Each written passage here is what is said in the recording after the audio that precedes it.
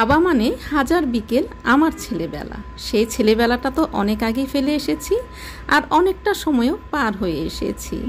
আজ নাকি বাবা দিবস। আচ্ছা বলেন তো, বাবা দিবস কি একদিন হয়? বাবা নামক মানুষটা সারা জীবনই থাকে মনের মধ্যে, বুকের ঠিক মাঝখানে। যাদের বাবা আছে তারা তো অবশ্যই আজকে একটা প্রিপারেশন নিয়ে আছে, মনের আনন্দে আছে, বাবার জন্য নতুন নতুন রেসিপি তৈরি করছেন, এটাই স্বাভাবিক। আর আমাদের যাদের বাবা নেই তাদের মধ্যে যে মনের মধ্যে যে ক্ষত, সেটা যারা ভুক্তভোগী শুধু তারাই জানে। আমার বাবা নেই, কিন্তু তারপরেও আমি আজকে বাবা দিবসে আমার বাবার কথা মনে করে বাবার জন্য একটা পুডিং বানাচ্ছি। যদিও আমার বাবা পুডিংটা খেতে পারবে না, কিন্তু তারপরেও আমি বানাচ্ছি, কারণ এটার সাথে অনেক স্মৃতি জড়িয়ে আছে। আমাদের বাসায় যখন পুডিং বানানো হতো, ছোট্ট কিছু গল্প বলি আপনাদের সাথে, কেমন? আমার বাবার কিছু স্মৃতি আপনাদের সাথে শেয়ার করব বলে আজকে আমার এই ভিডিওটা। তো আমার মা যখন পুডিং বানাতো তখন বড় করে সবার জন্য একটা পুডিং বানাতো, আর আব্বার জন্য ঠিক এই রকমের একটা পুডিং বানিয়ে দিত। তো আব্বা মনে করতো যে এই শুধুমাত্র এই পুডিংটাই বানানো হয়েছে। তো আমার মাকে খুব মুড অফ করে বলতো যে এইতটুকু একটা পুডিং বানালা। আর এই পুডিংটা খেতে আমার আব্বার কিন্তু 1 মিনিটও সময় লাগতো না, এত বেশি পছন্দ করতো।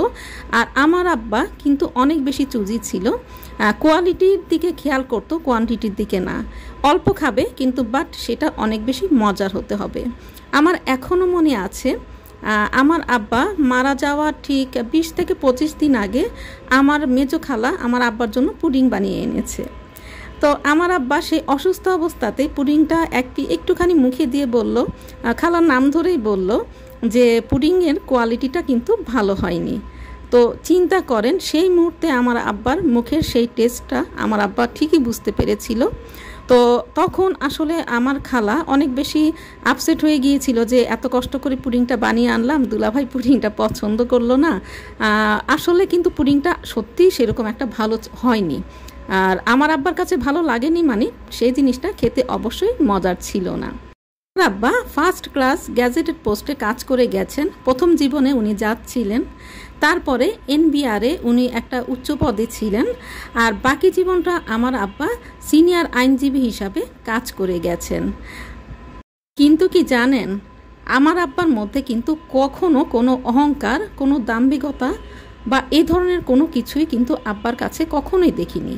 সব সময় সবার সাথে খুব ভালো মতো মিশে যেতেন। আর বাসায় যখনই পোলাও বা চাইনিজ করা হতো অথবা বৃষ্টি পড়তো, খিচুড়ি রান্না করা হতো, তখনই ফোন দিয়ে দিয়ে আশেপাশে মানে আব্বার ফ্রেন্ড সার্কেল যারা ছিল সবাইকে ডেকে ডেকে নিয়ে আসতো। তো আমার আম্মা তো একরকম রাগ হয়ে যেত যে আগের থেকে বলতে হয় না, আমি তো আমাদের পরিমাণে রান্না করেছি। তখন আব্বা বলতো যে ঠিক আছে, আরেকটু বাড়িয়ে রান্না করলেই হবে, ব্যাস আব্বার সমাধান মানে শেষ হয়ে যেত। মানে এই হচ্ছে গিয়ে আমার আব্বা। উচ্চ পদে কাজ করা সত্ত্বেও কখনো দেখিনি উচ্চ পদটা কাজে লাগাতে। সব সময় আমাদেরকে বলেছে যে সরকারি চাকরি জীবনে যদি লাল কালির দাগ লেগে যায় তাহলে সেই চাকরি করার কোনোই মানে হয় না। সততার ফল এক সময় না এক সময় এটা মানে নিজে থেকেই ধরা দিবে। আমার আব্বার সেই ব্যক্তিত্ব, সেই শিক্ষা, সেই সততা যেন আমাদেরকে হাতে ধরে শিখিয়ে দিয়ে গিয়েছেন, যেভাবে সবার বাবা সবাইকে শিখিয়ে দেন। এখনও আমার মনে পড়ে আমার আব্বা একটা বিশেষ নামে আমাকে ডাকতো। তো আব্বা যখন অফিস থেকে আসতো, গাড়ির গ্লাসটা নামিয়েই গাড়ি থেকে নামার আগেই আমার সেই নামটা ধরে অনেক জোরে করে ডাকতো, আর আমি যেখানেই থাকতাম দৌড়ে চলে যেতাম। আব্বা যখন মারা যাওয়ার আগে অসুস্থ ছিল, তার আগ পর্যন্ত কিন্তু এভাবেই মানে চলেছে। আব্বা বাসায় ঢুকেই আগে আমার নামটা ধরে ডেকেছে, আমি দৌড়ে যাব, তারপরে আমার আব্বা আমার হাত ধরে ভিতরে আসবে।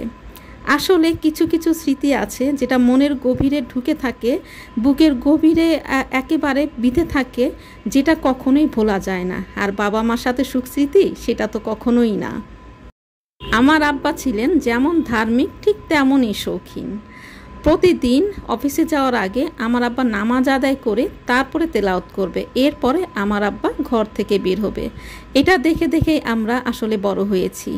তো আর আমার আব্বা ছিল অনেক শৌখিন, মানুষ খাওয়াতে অনেক বেশি পছন্দ করত, আর বাসায় দারোয়ান অনেক হেল্পিং হ্যান্ডস রাখতে পছন্দ করত, যাদেরকে আব্বা অনেক বেশি আদর করত, কখনোই একটা ধমক দিতে দেখিনি। আর আমি বাড়ির সবচেয়ে কনিষ্ঠ সদস্য হওয়ায় আমার আব্বার অনেক বেশি আদুরে রাজকন্যা ছিলাম। আমার আব্বার ভয়ে আমাকে বাসার কেউই বকা দিতে সাহস পেত না। সেই আমি কিন্তু আমার বাবাকে ছাড়া অনেকগুলো দিন, অনেকগুলো বছর কাটিয়ে ফেলেছি। তো যাদের বাবা আছে তাদের কাছে আমার অনুরোধ, বাবা মাকে একটু সময় দিন। তারা তারা কিন্তু অনেক বেশি টাকা পয়সা, অনেক বেশি খাবার দাবার চায় না, তারা আমাদের কাছে একটু সময় চায়। আর যাদের বাবা মা আমার মতো হারিয়ে ফেলেছেন তারা অনেক অনেক বেশি বেশি প্রাণ ভরে মন ভরে দোয়া করবেন যেন ওপারে আমাদের বাবা মারা অনেক বেশি ভালো থাকে। আর এই যে পুডিংটা বানিয়েছি, পুডিংটা একটু অমসৃণ হয়েছে। আমার বাবা যদি থাকতো তাহলে কিন্তু বলতো যে মারে তোর পুডিংটা কিন্তু দেখতে সুন্দর হয়নি, আর যেটা দেখতে সুন্দর হয়নি সেটা কিন্তু খেতেও ভালো লাগবে না। খুব বলতে ইচ্ছা করছে, বাবা তোমার মেয়ে তোমার জন্য আজ পুডিং বানিয়েছে।